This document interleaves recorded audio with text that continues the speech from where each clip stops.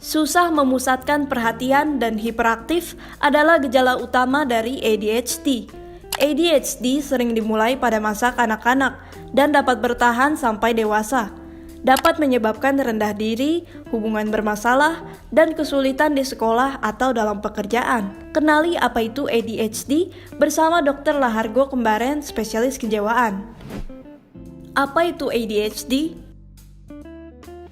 ADHD kepanjangannya adalah Attention Deficit and Hyperactivity Disorder atau gangguan hiperaktivitas dan pemusatan perhatian ya. Jadi ini merupakan suatu gangguan perkembangan nih pada anak. Biasanya sebelum umur 12 tahun kita bisa melihat nih gejala-gejala dari ADHD ini. Nah, ADHD ini bisa dilihat di dua situasi biasanya, saat situasi di rumah dan situasi di sekolah atau di tempat kerja. Baru kita bisa simpulkan yang bersangkutan memang mengalami ADHD. ADHD itu ada 3 dia jenisnya. Yang pertama adalah inatensi. Yang kedua adalah hiperaktivitas dan impulsivitas. Dan yang ketiga adalah campuran antara inatensi dan hiperaktivitas impulsivitas. Apa penyebab dan faktor resiko ADHD? Penyebab dari ADHD ini itu dimulai memang ada 3 faktor ya. Yang pertama memang faktor biologi dari genetiknya. Yang kedua itu adalah selama masa dalam kandungan. Kalau ibu yang sedang hamil ini sedang mengandung mengalami infeksi penyakit tertentu atau asupan nutrisi yang kurang, ada sakit yang berat, itu bisa mempengaruhi itu. Riwayat trauma kepala, benturan di kepala, jatuh atau kecelakaan bisa juga demikian, dan berbagai pengalaman psikologis ya yang negatif itu bisa mempengaruhi pertumbuhan dan perkembangan dari seorang anak, atau situasi sosial yang sedang dia hadapi gitu ya. Ada misalnya masalah di keluarga, ada orang tua yang ribut misalnya sampai ke perceraian, itu bisa menjadi trigger pemicu ya. Jadi multifaktor penyebabnya dari suatu gangguan yang kita kenal dengan ADHD. Bagaimana gejala ADHD? Gejala ADHD kita lihat di setiap kelompok gejalanya. Yang pertama adalah inatensi. Nah, seperti namanya, yang bersangkutan itu sulit untuk bisa fokus pada hal-hal yang detail gitu ya. Kemudian dia juga tidak bisa mengerjakan tugas-tugas yang sifatnya rumit atau membutuhkan waktu yang lama untuk berkonsentrasi. Yang bersangkutan juga biasanya sering kehilangan barang-barangnya gitu ya.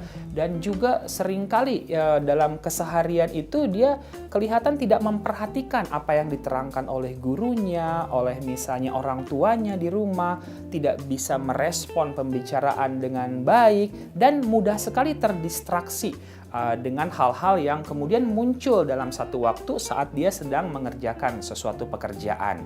Nah, itu adalah gejala inatensi.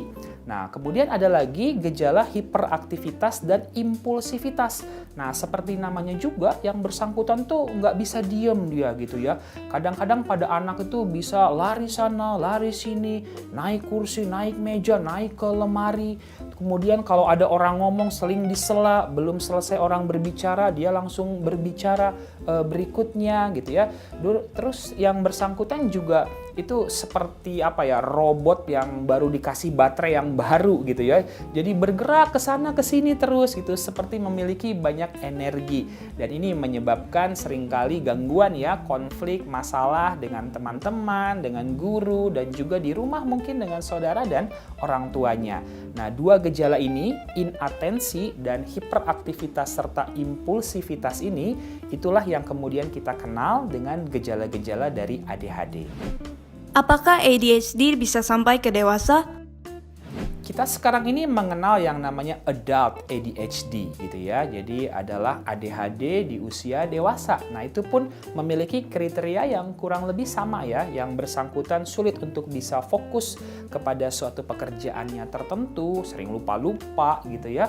Dan juga hiperaktivitas, nggak bisa diem gitu ya. Sehingga seringkali pekerjaan-pekerjaan itu akhirnya tidak terselesaikan dengan optimal. Nah, ini juga yang perlu kita kenalin tentunya. Karena ADHD di masa anak dan remaja itu bisa berlanjut juga sampai ke masa dewasa, sehingga kita bisa melihat orang dewasa juga yang mengalami gejala-gejala ADHD. Bagaimana cara menangani ADHD?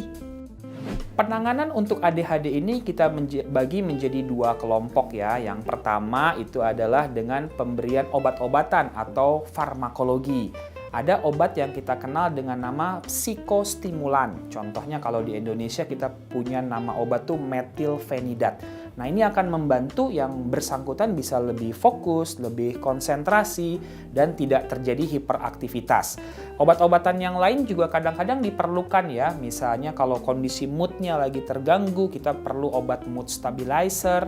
Atau kalau misalnya ada halusinasi, itu ada obat antipsikotik, agak depresi, ada obat antidepresan yang akan juga bisa membantu. Nah, golongan terapi lainnya adalah non-farmakologi atau terapi tanpa obat. Nah, salah satunya yang penting adalah terapi perilaku atau behavior therapy. Bagaimana anak dengan ADHD ini bisa kemudian dilatih perilaku baru yang lebih positif dalam kehidupannya. Satu terapi lain yang juga sangat bermanfaat pada ADHD, kita sebut namanya terapi neurofeedback.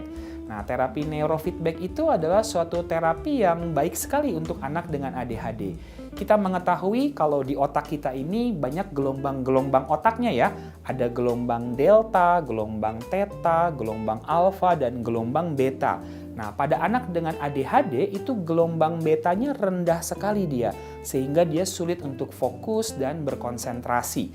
Dengan suatu alat terapi yang namanya neurofeedback, maka anak ini akan ditempel elektrode di kepalanya, kita akan bisa lihat gelombang otaknya, dan kemudian dia berlatih gelombang otak yang tidak seimbang itu dengan melihat layar monitor, menggerakkan gambar yang di layar tersebut sesuai dengan yang diharapkan. Nah, itu juga merupakan terapi non-farmakologi atau tanpa pengobatan yang akan bisa membantu anak dengan ADHD ini agar dia bisa pulih dan berfungsi seperti sedia kala. Sekian pembahasan mengenai ADHD. Saya Dr. Lahargo, Kembaran SPKJ. Sampai jumpa di pembahasan berikutnya.